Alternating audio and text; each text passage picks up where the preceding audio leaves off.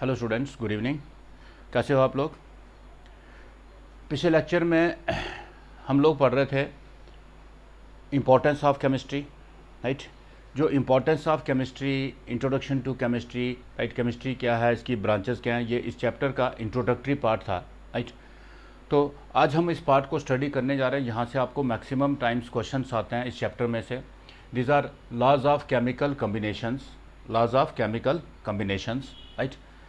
तो ये law of chemical combination क्या होता है, राइट। ये लॉज क्या होते हैं? हमने एक केमिकल रिएक्शन के अंदर, ठीक ना, आपको पता है कि दो एलिमेंट्स आपस में कंबाइन होंगे, दो मॉलिक्यूल्स आपस में कंबाइन होंगे और वो क्या बनाएंगे? एक न्यू सब्सटेंस बनाएंगे। क्या बनाएंगे? वो एक न्यू सब्सटेंस बनाएंगे, राइट। बच्चों, ये जो केमिकल कम्बिनेशंस हैं ये कुछ रूल्स को फॉलो करते हैं। They follow some rules, right. और इन्हीं रूल्स को हम क्या बोलते हैं? Laws of chemical combination, right. जैसे कि दो एटम या दो एलिमेंट जब आपस में कंबाइन हो रहे हैं, वो किस रेशियो में आपस में कंबाइन होंगे, उनकी रेशियो बाय मास, किस रेशियो में उनके एटम्स आपस में कंबाइन होंगे, राइट। तो these are the laws of chemical combination. तो ये लॉज हमें बताएंगे कि किस किस तरीके से केमिकल कम्बिनेशन जो हैं पॉसिबल है, या ये क्या क्या पॉसिबिलिटीज़ हैं in the chemical combination, right. तो ऐसे बच्चों 5 इंपॉर्टेंट लॉज हैं, राइट।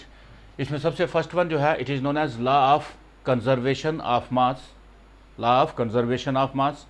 सेकेंड वन जो है, this is known as law of definite proportions और law of constant proportions, right.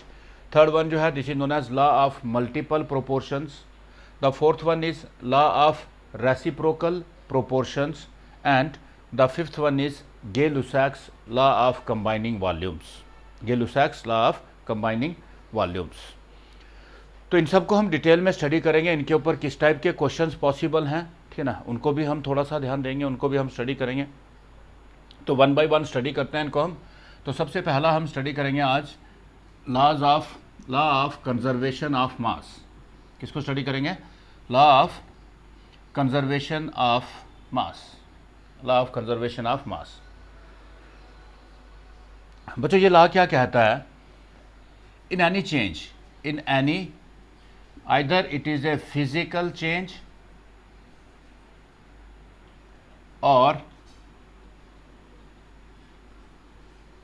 a chemical change, or a chemical change, the mass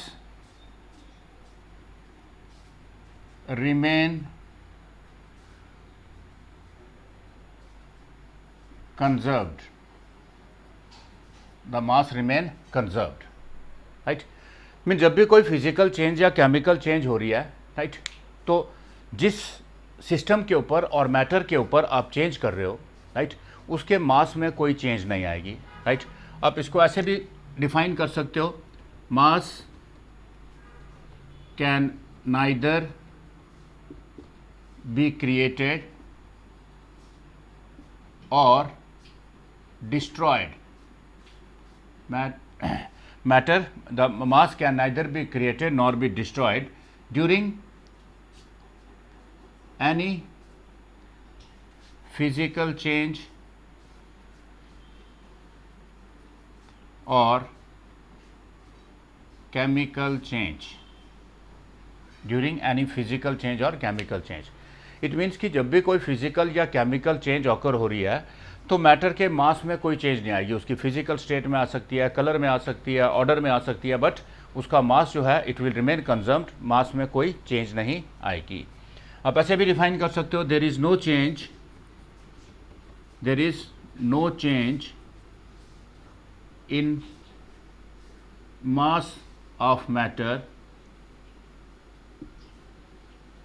during physical or a chemical change, during physical or a chemical change means कोई भी chemical या physical change हो रही है तो matter के मास में कोई चेंज नहीं आएगी। इनमें से कोई भी एक डेफिनेशन, राइट। यानी फिजिकल केमिकल चेंज, मास जो है इट रिमेन कंजर्व्ड, और mass can neither be created nor be destroyed for any physical और केमिकल चेंज, और there is no change in the mass of matter during any physical or chemical change. In definitions को note कर लोगे सब लोग। अब बच्चों लेकिन हम तो केमिस्ट्री पढ़ रहे हैं, है ना, तो हम इसको मेनली स्टडी करेंगे किसके लिए, केमिस्ट्री के लिए स्टडी करेंगे, राइट। अब बच्चों during the chemical reaction change क्या होती है, ठीक है ना, ये नोट कर लोगे सब लोग, पास करके नोट कर लोगे सब लोग इसको। ड्यूरिंग कोई भी हमारे पास अगर एक केमिकल चेंज है, दैट इज केमिकल रिएक्शन हो रही है, अब सब लोगों को पता है कि ये केमिकल रिएक्शन में क्या होता है, राइट। हमारे पास पहले जो सब्सटेंसेस हम लेते हैं, this is A plus B, these are called reactants, इनको हम लेफ्ट साइड में लिखते हैं। They result in the formation of new substances which are called products, which are called products, which are called products, right. अब बच्चों यहाँ पे change क्या हो रही है, हमारे रिएक्टेंट्स जो हैं they are changed into products, right. Reactant जो है during a chemical reaction they get change to the products, they get change to the products. तो means in a chemical reaction, in a chemical reaction change से पहले हमारे पास क्या था, we have reactants, change के बाद हमारे पास क्या था, प्रोडक्ट्स, हमारे पास क्या था, प्रोडक्ट्स, राइट। तो ये लॉ कहता है कि during the change, right, matter के मास में कोई चेंज नहीं आएगी, राइट। दैट इज अगर हमारे पास, ठीक है ना, यहाँ पे ए का मास जो है if it is 10 gram, B का मास जो है if it is 5 gram, right, C का मास जो है इफ इट इज़ 9 ग्राम्स, और इसका मास जो है D, this is 6 grams, right. अब यहाँ पे आप देख पा रहे हो कि before the reaction mass of reactant जो है, रिएक्शन से पहले हमारे पास मास कितना था, 10 + 5, दैट इज ये किसका मास था, रिएक्टेंट्स का। जब चेंज होने के बाद अब ये मास कितना हो गया, अगेन 9 + 6, अगेन कितना हो गया, ये 9 + 6 हो गया, that is the mass of reactants जो है this is equal to mass of products, mass of reactants जो है this is equal to mass of products. So for a chemical reaction और in chemistry, right, you can define this law as, right, this law can be defined as in a chemical change, in a chemical change, right. So what happens in a chemical change, the reactants are converted into products. In a chemical change the mass of reactants is always equal to mass of products, is always equal to mass of products. तो chemistry के लिए या chemical change के लिए हम law of conservation of mass को कैसे define कर सकते हैं, in a chemical change, right, the mass of reactants is always equal to mass of products, is always equal to the mass of products. This is the law of conservation of mass for chemical change. बच्चों आपको simple reactions पता होंगी, कोई भी balance reaction लिख लो यार, है ना। This is H2 + O2, 2H2 + O2, it result in the formation of 2H2O, right. बच्चों आपको पता है कि हाइड्रोजन का मास कितना होता है, 1 ग्राम, ऑक्सीजन का कितना होता है, 16, ऑक्सीजन का कितना होता है, 16। अब यहाँ पे आप देखोगे हाइड्रोजन कितना है, 4, तो this is 4 gram of hydrogen, oxygen कितने हैं, 2, तो 2 × 16, 32 ग्राम ऑफ ऑक्सीजन, राइट। कितना वाटर बना रहे हैं, 2 × 2, 4 कितने हैं हमारे पास, 4 इसमें क्या है, hydrogen, 4 + 32, that is 36 gram of water, 36 gram of water. Reactant का टोटल मास कितना है, 32 + 4, 36, प्रोडक्ट का टोटल मास कितना है, 36, राइट। और एग्जांपल लिख लो, we have C + O2, it gives us CO2। Carbon का मास कितना है, 12 ग्राम्स कार्बन, ऑक्सीजन का कितना है, 2 × 16, 32 ग्राम्स ऑफ ऑक्सीजन। यहाँ पे कितना है, कार्बन कितना है, 12 + 2 × 16, 32, दैट इज 44 ग्राम्स। प्रोडक्ट कितना बन रहा है, 44 ग्राम्स बन रहा है। अब रिएक्टेंट देखो कितने थे हमारे पास, 32 + 12 कितना था, 44 ग्राम्स। इट मीन्स इन दोनों का सम जो है that is equal to the sum of products, that is mass of reactant is equal to क्या है, मास ऑफ प्रोडक्ट्स है, मास ऑफ प्रोडक्ट्स है। क्लियर है, क्लियर है सबको, राइट। ये लॉ कहता है ना कि किसी भी केमिकल चेंज के अंदर, किसी भी केमिकल चेंज के अंदर, राइट, जो मास ऑफ रिएक्टेंट्स जो है वो हमेशा इक्वल रहेगा किसके, to the mass of products, to the mass of products. This is called law of conservation of mass. Example के साथ डिफाइन कर देना आपने। क्लियर है बच्चों, क्लियर है सबको ये? राइट। अब बच्चों इसके ऊपर एक तो आपको सीधा सीधा लॉ पूछ सकते हैं। हाँ, एक और बात, ये लॉ जो है ये किसने दिया था? एंटोनी लिवॉइसर ने दिया था। This law was given by Antoine Lavoisier, right. Antoine Lavoisier is also known as father of chemistry, father of chemistry के नाम से भी जाने जाते हैं ये, राइट। इन्होंने ये लॉ दिया था, राइट। क्लियर है सबको? ये नोट कर लेंगे सब लोग। एक तो आपको इसके ऊपर क्वेश्चंस कैसे आएंगे, आपको सीधा सीधा आपको पूछेंगे कि भाई define the law of conservation of mass with example, या फिर इसके ऊपर आपको कैलकुलेशंस दे देंगे, राइट। इसको नोट कर लीजिए आप, हम एक कैलकुलेशन करेंगे इसके ऊपर।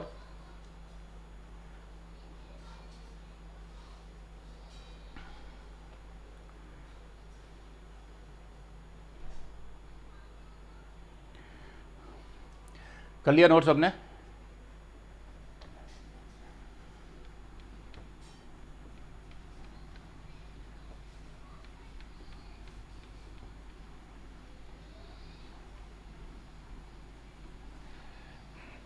अब ये क्वेश्चन लिखेंगे सब लोग।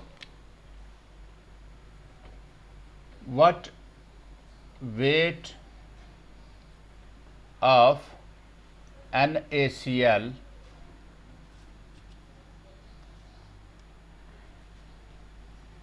is reacted with H2SO4 if 6 gram of NaHSO4, that is sodium bisulfate, is formed and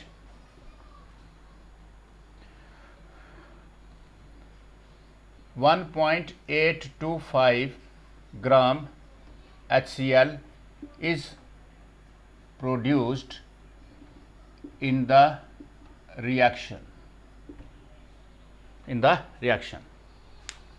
note किया बच्चों सबने? हमें क्वेश्चन में क्या पूछा गया है, right. Reacted with, it is 4.9 gram of H2SO4, right. बच्चों ध्यान से पढ़ो क्वेश्चन को। क्वेश्चन में रिएक्शन दिया है किसके बीच में? सोडियम क्लोराइड और H2SO4 के बीच में, सल्फ्यूरिक एसिड के बीच में, right. Sodium chloride and H2SO4, जब इन दोनों को हम रिएक्ट कर रहे हैं, राइट, हमारे पास क्या बन रहा है?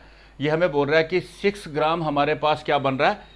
सोडियम बाइसल्फेट NaHSO4 बन रहा है, और 1.825 ग्राम क्या बन रहा है? HCl। 1.825 ग्राम क्या बन रहा है? HCl।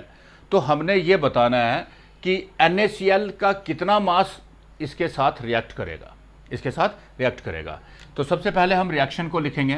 We will write NaCl plus किसके साथ है? H2SO4। इट गिव्स अस, क्या बनाया इसने? NaHSO4 प्लस HCl, प्लस क्या बन गया? HCl, right. Now sulphuric acid कितना आपके पास? यहाँ पे लिखो, it is 4.9 grams, right. NaHSO4 कितना बन रहा है आपके पास? This is 6 grams. कितना बन रहा है? 6 ग्राम्स। और HCl जो प्रोड्यूस हुआ है ये कितना है? 1.825 ग्राम्स। 1.825 grams, right. बच्चों आप क्या करोगे? हमें ये नहीं पता कि NaCl कितना रिएक्ट करेगा। हम लेट कर लेंगे NaCl कितना रिएक्ट करेगा? x grams. हम लेट करेंगे x gram of NaCl will react with 4.9 gram of H2SO4 to give 6 gram of sodium bisulphate and 1.825 gram of HCl। अब बच्चों यहाँ पे, ठीक ना, according to law of conservation of mass, ये लॉ क्या कहता है? The mass of reactants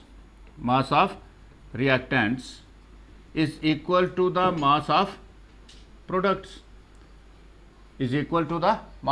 products, बच्चों रिएक्टेंट्स का मास टोटल कितना है? NaCl का कितना है? x प्लस 4.9 ग्राम।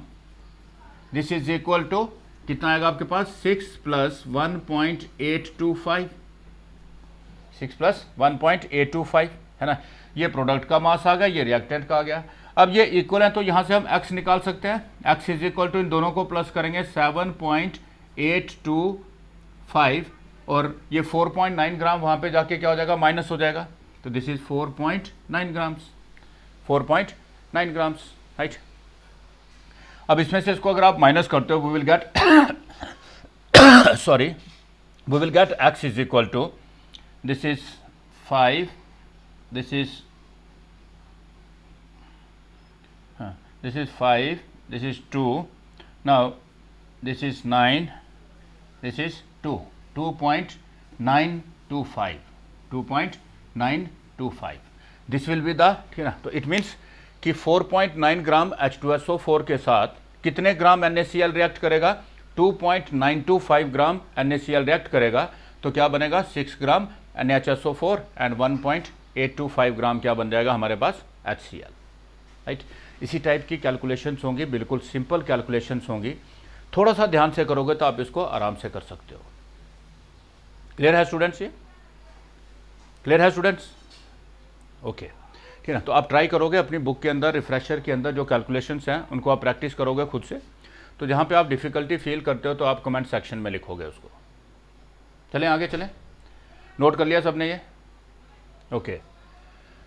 अब हम चलते हैं दूसरे लॉ पे, ठीक है ना। पहला लॉ हमने स्टडी किया, लॉ ऑफ कंजर्वेशन ऑफ मास, ठीक है ना। तो ये लॉ सिर्फ केमिस्ट्री के लिए नहीं है, ठीक है ना। तो किसी फिजिकल चेंज में भी जब भी कोई चेंज हो रही है तो लॉ कहता है कि चेंज के दौरान, राइट, ड्यूरिंग द चेंज कोई भी लॉस का मास का लॉस नहीं होगा, कोई भी मास का लॉस जो है नहीं होगा। इट मीन्स कि मास रिमेन कंजर्व्ड और mass can neither be created और destroyed during the change, right. और केमिस्ट्री के लिए it is mass of reactants is always equal to the mass of products. दूसरा लॉ हमारा क्या है, this is law of constant proportions, constant proportions, law of constant proportions. ये law क्या कहता है बच्चों, right, a chemical compound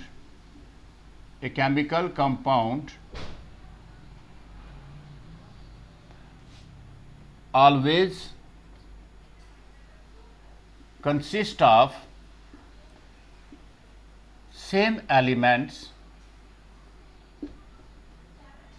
combined together in a same fixed ratio by mass, in a same fixed ratio by mass, right. Whatever may be the source of compound, whatever may be the source of compound, right. तो बच्चों इसको समझोगे आप पहले,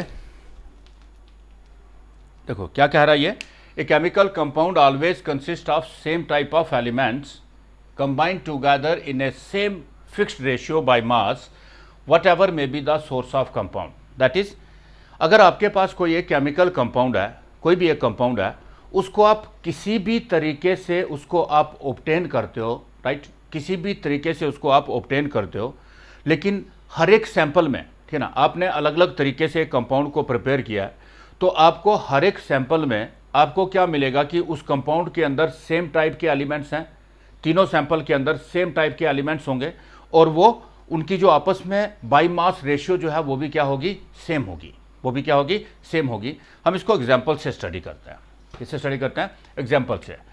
आप क्या करते हो, आप 3 वाटर सैंपल्स कलेक्ट करते हो, ठीक है ना। आप एक वाटर को कलेक्ट करते हो, इसको हम कलेक्ट कर लेते हैं पॉन्ड वाटर, राइट। आप दूसरी एक वाटर की सैंपल कलेक्ट करते हो, इसको आप कुएं से ले आते हो, वेल वाटर, राइट। तीसरी एक वाटर की सैंपल आप कलेक्ट करते हो, किससे, रिवर वाटर, किससे, रिवर वाटर।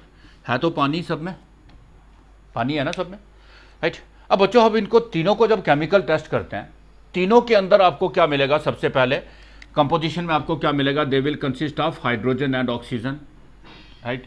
इसमें भी आपको क्या मिलेगा, हाइड्रोजन एंड ऑक्सीजन, इसमें भी आपको क्या मिलेगा, हाइड्रोजन एंड ऑक्सीजन मिलेगी, राइट। हमने अलग अलग जगहों से पानी को कलेक्ट किया, क्या किया हमने, अलग अलग जगहों से पानी को कलेक्ट किया, राइट। फिर हमने उसको एग्जामिन किया, तो हमने पाया कि तीनों के तीनों जगहों से जो वाटर हमने लाया था, तीनों वाटर के अंदर हमें क्या मिला, हाइड्रोजन एंड ऑक्सीजन मिला, means same type of elements, right. जब सेम कंपाउंड है तो उसके अंदर एलिमेंट्स क्या होंगे, सेम, यही ये लॉ कहता है। दूसरा जो है इसमें देखो हाइड्रोजन कितना है, 2 हाइड्रोजन, तो 2 ग्राम हाइड्रोजन है, ऑक्सीजन कितना है 16, 2:16 रेशियो। यहाँ पे भी हाइड्रोजन कितना है 2, ऑक्सीजन कितना है 16, 2:16 रेशियो। यहाँ पे भी हाइड्रोजन कितना है 2 और ऑक्सीजन कितना है 16, राइट। तीनों सैंपल्स में हमें हाइड्रोजन और ऑक्सीजन मिला वाटर के अंदर, और उसकी रेशियो हमें क्या मिली, दैट इज 1:8। क्या रेशियो मिली, 1:8 रेशियो मिली। क्या रेशियो मिली, 1:8 रेशियो मिली। यही ये लॉ कहता है। एक केमिकल कंपाउंड को हम किसी भी सोर्स से ले आते हैं, राइट, उस केमिकल कंपाउंड के अंदर, राइट, आपको हमेशा क्या मिलेगा, सेम टाइप के एलिमेंट्स मिलेंगे, और उनकी जो आपस में जो रेशियो होगी बाय मास वो भी क्या मिलेगी, सेम मिलेगी। This is law of constant proportions. This is law of constant proportions, right. ये लॉ जो है it was given by J.L. Proust। This is Joseph Louis Proust, इन्होंने दिया था ये लॉ। क्लियर है सबको ये? एक और एग्जांपल करते हैं, ठीक है ना। ये वाली एग्जांपल क्लियर है सबको, नोट कर लोगे इसको आप, ठीक है ना, और खुद से बना सकते हो आप एग्जांपल। कार्बन डाइऑक्साइड पता है आप सब लोगों को, कार्बन डाइऑक्साइड पता है ना आप सबको, राइट। हम कार्बन डाइऑक्साइड को प्रिपेयर करते हैं अलग अलग तरीके से, राइट। हम कमर्शियल स्केल पे जब हम कार्बन डाइऑक्साइड को प्रिपेयर करते हैं by decomposition of calcium carbonate, तो ये क्या बनाएगा, कैल्शियम ऑक्साइड प्लस यहाँ पे कार्बन डाइऑक्साइड, एक गैस, ठीक है ना, इनविजिबल गैस होगी। इस गैस को हम कलेक्ट कर लेते हैं। फिर हमने क्या किया, कार्बन को बर्न किया किसमें, ऑक्सीजन में, राइट। तो यहाँ पे भी एक इनविजिबल गैस आई, इसको भी हमने कलेक्ट किया, राइट। फिर हमने क्या किया, कार्बन मोनोऑक्साइड को इनकम्प्लीट कंबशन की, यहाँ पे भी एक इनविजिबल गैस हमें दिखी, इसको भी हमने कलेक्ट किया, राइट। फिर हमने किसी हाइड्रोकार्बन को, जैसे हमने मीथेन को हमने ऑक्सीजन के साथ बर्न किया, राइट, तो यहाँ पे भी हमारे पास क्या बना, वाटर बना प्लस एक इनविजिबल गैस बनी, इसको भी हमने क्या किया, कलेक्ट किया। 4 अलग अलग तरीकों से हमने क्या कर दिया, कार्बन डाइऑक्साइड को प्रिपेयर कर दिया। कार्बन डाइऑक्साइड को क्या किया, प्रिपेयर किया। अब बच्चों हम जब इसका एग्जामिनेशन करते हैं, राइट, जो फर्स्ट वाली कार्बन डाइऑक्साइड थी, इसमें हमें क्या मिला, कार्बन एंड ऑक्सीजन मिला। हमें किस रेशियो में मिला, कार्बन का मास कितना है 12 और ऑक्सीजन का कितना है 16 × 2 32, 12:32 रेशियो में। इस कार्बन डाइऑक्साइड को जब हमने एग्जामिन किया, राइट, यहाँ पे भी हमें क्या मिला, कार्बन एंड ऑक्सीजन, और रेशियो अगेन क्या मिली, 12:32। इस वाली कार्बन डाइऑक्साइड को जब हमने एग्जामिन किया, अगेन हमें क्या मिला, कार्बन एंड ऑक्सीजन, और अगेन रेशियो इज 12:32, और यहाँ पे भी हमें क्या मिलेगा, carbon and oxygen and in the ratio 12:32, right. जिस मर्जी तरीके से हम किसी कंपाउंड को बना लें, राइट, जिस मर्जी तरीके से हम किसी कंपाउंड को बना लें, राइट, तो उस कंपाउंड के अंदर, राइट, जो एलिमेंट्स हैं वो हमेशा सेम रहेंगे, और उनकी जो आपस में बाई मास रेशियो जो है वो भी हमें क्या मिलेगी, सेम मिलेगी। बाई मास रेशियो भी क्या मिलेगी, सेम मिलेगी, राइट, दैट इज फिक्स्ड होगी। अब बच्चों इस लॉ को हम एक और तरीके से बता सकते हैं कि अगर 2 एलिमेंट्स या 2 से ज़्यादा एलिमेंट्स, राइट, सेम टाइप के एलिमेंट्स जब एक फिक्स रेशियो में कंबाइन होते हैं तो वो हमेशा क्या बनाएंगे, सिंगल कंपाउंड, वो डिफरेंट कंपाउंड्स नहीं बनाएंगे। 2 या 2 से ज़्यादा एलिमेंट्स जब वो एक फिक्स रेशियो में, that is same ratio by mass में जब कंबाइन होंगे, वो हमेशा एक सिंगल कंपाउंड, जैसे कार्बन और ऑक्सीजन को जब भी हम 12:32 रेशियो में अगर हम कंबाइन करेंगे तो वो हमेशा क्या बनाएंगे, कार्बन डाइऑक्साइड। उसको मैं बना रहा हूँ, आप बना रहे हो, आपका फ्रेंड बना रहा है, कोई भी उसको प्रिपेयर करेगा किस रेशियो में, कार्बन को ऑक्सीजन के साथ अगर वो बर्न करता है इन द रेशियो 2:32, तो वो हमेशा क्या बनाएगा, कार्बन डाइऑक्साइड, हमेशा क्या बनाएगा, कार्बन डाइऑक्साइड बनाएगा। क्लियर है? क्लियर है सबको, राइट। अगर किसी कंपाउंड को हम किसी भी तरीके से अगर हम ऑब्टेन कर रहे हैं, उस कंपाउंड में हमेशा हमें हर सैंपल के अंदर हमें वही सेम एलिमेंट्स मिलेंगे, और उन एलिमेंट्स की आपस में रेशियो क्या होगी, सेम होगी। या हम 2 एलिमेंट्स को या 2 से ज़्यादा एलिमेंट्स को जब हम सेम रेशियो में, एक फिक्स रेशियो में जब हम कंबाइन करते हैं, तो वो हमेशा एक सिंगल कंपाउंड बनाएंगे। वो हमेशा क्या बनाएंगे, एक सिंगल कंपाउंड बनाएंगे। क्लियर है स्टूडेंट्स? नोट कर लोगे इसको भी, राइट, एग्जाम्पल को भी नोट करोगे।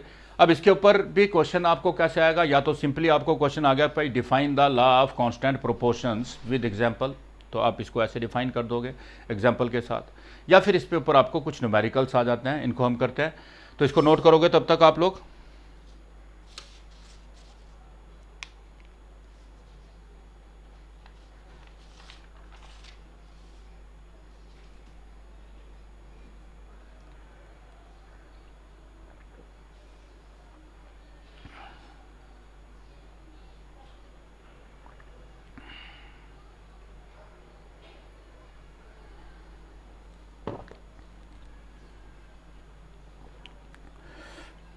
कर लिया नोट सबने? तब क्वेश्चन लिखेंगे इसके ऊपर बेस्ड, जो क्वेश्चन आएगा आपको क्वेश्चन लिखेंगे सब लोग। आपने खुद से भी सॉल्व करना है, अपनी नोट बुक में सॉल्व करो, राइट। तो जिस क्वेश्चन को आप नहीं सॉल्व कर पाओगे तो आपने पूछ लेना, वो कमेंट सेक्शन में डाल देना, राइट। हम 2 एक्सपेरिमेंट परफॉर्म कर रहे हैं, राइट। एक एक्सपेरिमेंट 1 जो है, इस एक्सपेरिमेंट में आपको बोला गया है, right, the mass of copper oxide formed, mass of copper oxide formed by heating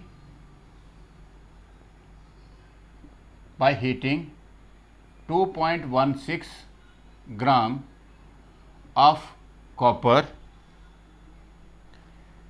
with HNO3 is 2.7 ग्राम, इस 2.7 ग्राम। ये हमने एक एक्टिविटी की, राइट। इस एक्टिविटी में हमने क्या किया, बाय हीटिंग 2 पॉइंट, हाँ, हमने कॉपर को, कितना कॉपर लिया हमने, 2.16 ग्राम कॉपर लिया हुआ है, राइट। इस 2.16 ग्राम कॉपर को हमने हीट किया किसके साथ, HNO3 के साथ। HNO3 की क्वांटिटी जो मर्जी है, राइट। इसको जब हमने हीट किया HNO3 के साथ, राइट, इसने क्या बनाया, कॉपर ऑक्साइड बनाया प्रोडक्ट एक। उस कॉपर ऑक्साइड का जो मास था, it was 2.7 grams, it was 2.7 ग्राम। हमने एक और एक्टिविटी की, राइट। उस एक्टिविटी में आपको बोलता है कि हमारे पास कॉपर ऑक्साइड है, 1.15 ग्राम कॉपर ऑक्साइड है हमारे पास। क्या है हमारे पास, कॉपर ऑक्साइड। ऑन रिडक्शन, इसकी हमने क्या की, रिडक्शन की। क्या की हमने, रिडक्शन की। On reduction it gives 0.92 grams of copper, 0.92 grams of copper, right. आपने ये बताना है कि दोनों एक्सपेरिमेंट के अंदर, राइट, या दोनों एक्सपेरिमेंट जो हैं, क्या ये लॉ ऑफ कांस्टेंट प्रोपोर्शंस को फॉलो कर रहे हैं, या जो हमारी ऑब्जर्वेशन जो है, क्या ये लॉ ऑफ कांस्टेंट प्रोपोर्शंस के अकॉर्डिंग हैं या नहीं है, अकॉर्डिंग है या नहीं है। तो मीन्स दोनों में हमारे पास, यहाँ पे हमने कंपाउंड को बनाया, यहाँ पे हमने कंपाउंड को क्या किया, रिड्यूस किया। तो दोनों में हमने ये प्रूव करना है कि दोनों के अंदर कॉपर और ऑक्सीजन की जो आपस में रेशियो जो है, इट इज सेम। अगर वो सेम आ रही है, देन दोनों एक्सपेरिमेंट फॉलो कर रहे हैं किसको, to the law of constant proportions. तो हमारा एक्सपेरिमेंट किसको फॉलो कर रहा है, लॉ ऑफ कांस्टेंट प्रोपोर्शंस। तो हम पहले फर्स्ट एक्सपेरिमेंट की बात करते हैं। In the first experiment, mass of copper oxide कितना था हमारे पास, 2.7 ग्राम, 2.7 ग्राम, राइट। कॉपर ऑक्साइड हमने किससे बनाया, इस कॉपर से बनाया। उस कॉपर ऑक्साइड में कॉपर कितना था, 2.16 ग्राम, राइट। तो मास ऑफ कॉपर कितना था, मास ऑफ कॉपर जो है, दिस वाज इक्वल टू 2.16 ग्राम, 2.16 ग्राम, है ना। This was 2.70 gram and this was 2.16 gram. Now अब बच्चों ये मुझे बताओ कि मास ऑफ ऑक्सीजन कितना आएगा। अब इस कॉपर ऑक्साइड में 2.70 में से, 2.70 ग्राम में से 2.16 क्या है, कॉपर। तो बाकी रिमेनिंग क्या होगा, ऑक्सीजन। इसमें से इसको माइनस करोगे आप, विल गेट 0.54 ग्राम। ये हमारे पास क्या आ गया, ऑक्सीजन। ये हमारे पास क्या आ गया, ऑक्सीजन आ गया। क्लियर है। अब हम क्या करते हैं, इस कंपाउंड के अंदर कॉपर ऑक्साइड के अंदर हम परसेंटेज ऑफ कॉपर निकालते हैं। पहले क्या निकालते हैं? Percentage of copper. तो परसेंटेज ऑफ कॉपर क्या आएगी? Percentage of copper this is equal to mass of copper divided by mass of copper oxide multiplied by 100 right. तो कॉपर का मास कितना था इसमें? 2.16। कंपाउंड का मास कितना था? 2.70 right, multiplied by 100। This is equal to 80% आएगा आपके पास। कितना आएगा? 80%। वैसे ही आप मास ऑफ ऑक्सीजन निकालो। Mass of oxygen this is equal to percentage of oxygen this is equal to mass of oxygen divided by mass of copper oxide right, multiplied by 100। So what is the mass of oxygen here? 0.54।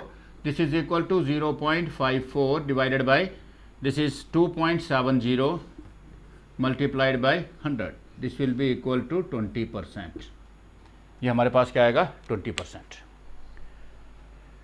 तो बच्चों हमारे पास जो ratio आई किसकी? Copper और oxygen के जो मास की ratio आई किसमें?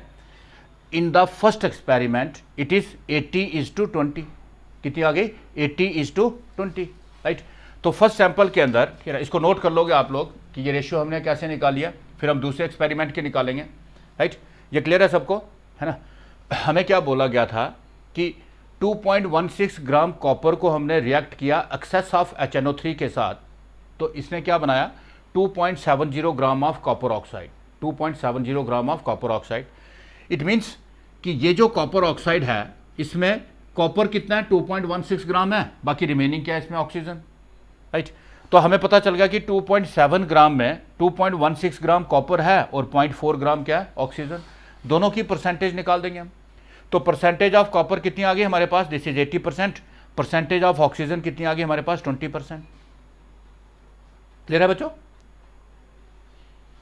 ठीक है, नोट कर लिया सबने। अब हम दूसरी इसमें देखते हैं, है ना? जो दूसरा एक्सपेरिमेंट जो है उसमें हमें क्या गिवन था?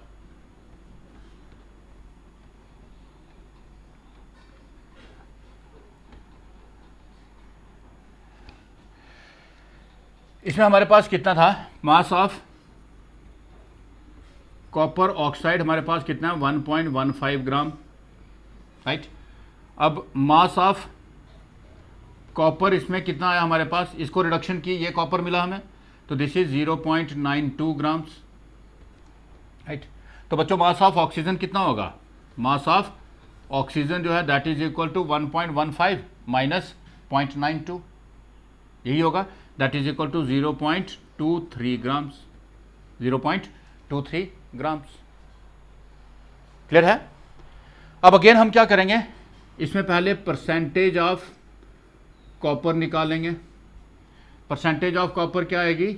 मास of copper divided by mass of copper oxide multiplied by 100। तो कॉपर का मास कितना है? 1.15 नो, कॉपर का मास है 0.92 divided by 1.15 multiplied by 100 and it will be equal to 80%। आप कैलकुलेट करोगे, मैंने ये कर रखी है calculate right. Similarly percentage of oxygen this is equal to mass of oxygen divided by mass of copper oxide multiplied by 100। That is mass of oxygen कितना था हमारे पास? 0.23 ग्राम राइट।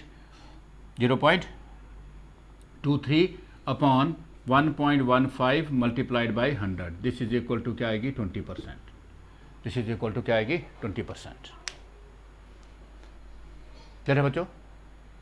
ठीक है। हमें दो अलग अलग एक्टिविटीज़ या एक्सपेरिमेंट दिए हुए हैं राइट। एक में हमने कॉपर ऑक्साइड को बनाया कॉपर से, हमें कॉपर का मास दिया हुआ है और कॉपर ऑक्साइड का मास दिया हुआ है राइट। तो हम ऑक्सीजन का मास कैलकुलेट कर लेंगे कि कॉपर ऑक्साइड के अंदर कॉपर कितना और ऑक्सीजन कितना है। दूसरे में हमने कॉपर ऑक्साइड को रिड्यूस किया किसमें? कॉपर में। किसमें रिड्यूस किया? कॉपर में। तो यहाँ से भी हमें कॉपर ऑक्साइड का मास पता है, कॉपर का मास पता है, तो हम ये पता लगा लेंगे कि उसके अंदर ऑक्सीजन कितनी है। अब दोनों एक्सपेरिमेंट के अंदर आप कार्बन और ऑक्सीजन की रेशियो को कैलकुलेट करोगे, नोट कर लोगे इसको सब लोग। कार्बन और कॉपर और ऑक्सीजन की रेशियो जो है उसको आप देखोगे। अगर ये रेशियो दोनों में सेम आती है, राइट, दोनों में क्या आती है, सेम आती है, तो ये दोनों एक्सपेरिमेंट जो हैं, ठीक है ना, they are according to the law of constant proportion. First में जो कॉपर ऑक्साइड जो है, इट कंटेन कॉपर कितना था, 80% इसमें क्या था, कॉपर था, एंड 20% इसमें क्या था, ऑक्सीजन था। कैलकुलेट किया हमने। तो जो सेकंड एक्सपेरिमेंट के अंदर जो कॉपर ऑक्साइड था आपका, इसके अंदर भी हमारे पास 80% हमें क्या मिला, कॉपर मिला, एंड और 20% हमें क्या मिला, इसके अंदर ऑक्सीजन मिला, राइट। तो मीन्स दोनों कॉपर ऑक्साइड की जो सैंपल थी, दोनों के अंदर कॉपर और ऑक्सीजन की रेशियो क्या मिली, हमें सेम मिली। क्या मिली, सेम मिली। It means it is according to the law of constant proportions. It is according to the law of constant proportions. ठीक है बच्चों, कर सकते हो आप इस टाइप की कैलकुलेशंस, ठीक है ना। आई होप कि आप आराम से कर लोगे इनको आप, ठीक है ना। तो आपने ट्राई करनी है, फिर से बोल रहा हूँ कि आप कमेंट सेक्शन में डालोगे, जहाँ पे आपको डिफ़िकल्टी आती है तो कमेंट सेक्शन में डालोगे उसको, ठीक है बच्चों। अब बच्चों इस लॉ में एक दिक्कत है एक। हमने कहा कि जब दो या दो से ज़्यादा एलिमेंट्स जब वो सेम रेशियो में कंबाइन होंगे, राइट, तो वो हमेशा क्या बनाएंगे, एक सेम कंपाउंड बनाएंगे। क्या बनाएंगे, वो सेम कंपाउंड बनाएंगे, ठीक है बच्चों। आइसोटोप्स पता है आप सबको, है ना, जिनका एटॉमिक नंबर सेम होता है और एटॉमिक मास क्या होता है, डिफरेंट। यहाँ पे मैंने C12 आइसोटोप से किसको बनाया, कार्बन डाइऑक्साइड को, राइट। इसमें कार्बन और ऑक्सीजन की रेशियो क्या होगी, 12:32, राइट। अब दूसरे एक्सपेरिमेंट में हम क्या करते हैं, यहाँ पे कार्बन की C14 आइसोटोप लेते हैं, जिसका एटॉमिक मास कितना है, 14। इसको भी हम ऑक्सीजन के साथ बर्न करेंगे, ये भी क्या बनाएगा, कार्बन डाइऑक्साइड बनाएगा। क्या बनाएगा, ये कार्बन डाइऑक्साइड बनाएगा। तो यहाँ पे कार्बन का मास कितना है, 14, और ऑक्सीजन का कितना है, 32। ऑक्सीजन का कितना है, 32। यार दोनों क्या बना रहे हैं, कार्बन डाइऑक्साइड बना रहे हैं, सेम कंपाउंड बना रहे हैं, राइट। तो हमने कहा कि दो एलिमेंट्स जब सेम कंपाउंड बनाएंगे तो उनकी आपस में बाईमास रेशियो क्या होनी चाहिए, सेम होनी चाहिए। बट यहाँ पर इनकी बाईमास रेशियो क्या आ रही है, डिफरेंट आ रही है। बाईमास रेशियो क्या आ रही है, डिफरेंट, राइट। तो हम ये बोल सकते हैं कि ये जो लॉ है, लॉ ऑफ कांस्टेंट प्रोपोर्शंस और law of definite proportions, this law is not applicable for isotopic elements. अगर हमारे कंपाउंड के अंदर आइसोटोपिक एलिमेंट्स हैं तो उस केस में ये लॉ जो है वो फॉलो नहीं होगा। गॉट इट, क्लियर है सबको, है ना। हमने कार्बन डाइऑक्साइड को एक में हमने क्या किया, C12 कार्बन से कार्बन डाइऑक्साइड बनाई, दूसरे में हमने C14 से बनाई, ठीक ना। कंपाउंड तो सेम बना हमारे पास, इसको भी कार्बन डाइऑक्साइड बोलेंगे, इसको भी कार्बन डाइऑक्साइड, ये भी CO2 है, ये भी CO2। बट यहाँ पे कार्बन ऑक्सीजन की रेशियो क्या आ रही है, 12:32, और यहाँ पे क्या आ रही है, 14:32। तो this is against the law of constant proportions, right. So we can say, right, हम ये बोल सकते हैं कि लॉ ऑफ कांस्टेंट प्रोपोर्शन जो है, it is not applicable, it is applicable to the most of the compounds, but it is not applicable to the isotopic elements. It is not applicable to the isotopic elements. Note कर लोगे इस बात को भी बच्चों। एक और example देखेंगे यहाँ पे हम, आइसोमर्स याद होंगे बच्चों आपको। This is CH3O CH3, this is dimethyl ether, and this is C2H5OH। ये हमारे पास क्या है, ethanol, that is ethyl alcohol, ये एक अल्कोहल है हमारे पास, and this is dimethyl ether, dimethyl ether. ये दोनों अलग अलग कंपाउंड्स हैं, ये दोनों अलग अलग कंपाउंड्स हैं। अब हम देखते हैं इसके अंदर कौन कौन से एलिमेंट्स हैं। एक देखो कार्बन है, हाइड्रोजन है, और क्या, ऑक्सीजन। बच्चों कार्बन कितने हैं इसमें, 1 + 1, 2 कार्बन है इसमें, है ना। कार्बन कितने हैं, 2। हाइड्रोजन कितने हैं, 3 + 3 6, H6। ऑक्सीजन कितना है, 1 O, राइट। कार्बन का मास कितना है, 12, तो 2 × 12 कितना आ गया, दिस इज 24, राइट। 6 × 1 कितना आ गया, इज टू 6, राइट, एंड 1 × 16 कितना आ गया, 16, राइट। इस कंपाउंड के अंदर आप कार्बन, हाइड्रोजन और ऑक्सीजन की रेशियो देख रहे हो, क्या है, 24:6:16, राइट। अब यहाँ पे देखो आप कार्बन कितने हैं, अगेन हमारे पास कार्बन कितने हैं, 2, हाइड्रोजन कितने हैं, 5 और 1 6, H कितने हैं, 6, ऑक्सीजन कितने हैं, 1, ऑक्सीजन कितना है, 1। कार्बन का मास कितना हो गया, 2 × 12, this is 24:6, 6 into one this is 6 and 16 into one this is 16। अब बच्चों यहाँ पर आप देख रहे हो, हमने कहा कि जब सेम एलिमेंट्स सेम रेशियो में जब कंबाइन होंगे तो वो हमेशा क्या बनाएंगे, सेम कंपाउंड बनाएंगे। क्या बनाएंगे, सेम कंपाउंड बनाएंगे। अब यहाँ पे देखो क्या हो रहा है, सेम एलिमेंट्स हैं, यहाँ पे भी कार्बन हाइड्रोजन ऑक्सीजन है, यहाँ पर भी कार्बन हाइड्रोजन ऑक्सीजन है, राइट। यहाँ पे इन तीनों की रेशियो 24:6:16 है, यहाँ पर भी रेशियो 24:6:16 है। बट ये क्या बना रहा है, अल्कोहल बना रहा है, और ये क्या बना रहा है, ईथर बना रहा है। ये क्या बना रहा है, ईथर बना रहा है, राइट। अब यहाँ पर भी हमारा लॉ ऑफ कांस्टेंट प्रोपोर्शन जो है ये फेल हो गया, राइट। तो मीन्स ये लॉ जो है it is also not applicable in case of isomers. This law is not also not applicable in case of isomers. तो हम ये बोल सकते हैं कि ये लॉ ऑफ कांस्टेंट प्रोपोर्शन, दो लिमिटेशन स्टडी की हमने, ये दोनों, ये लॉ जो है एक तो ये फॉलो नहीं कर अप्लाइड नहीं होता किसमें, in case of the compounds containing isotopic elements, right. और दूसरा ये अप्लाई नहीं होता है in case the isomers, in case of isomers. Note कर लोगे दोनों को आप एग्जाम्पल के साथ। क्लियर है स्टूडेंट सबको, सब लोगों को क्लियर हो गई ये दो लॉ स्टडी की हमने। One was, first was the law of conservation of मास और दूसरा था लॉ ऑफ कांस्टेंट प्रोपोर्शंस, और इसको हम बोलते हैं लॉ ऑफ डेफिनेट प्रोपोर्शंस बोलते हैं। क्लियर है स्टूडेंट्स, क्लियर है सबको, ओके।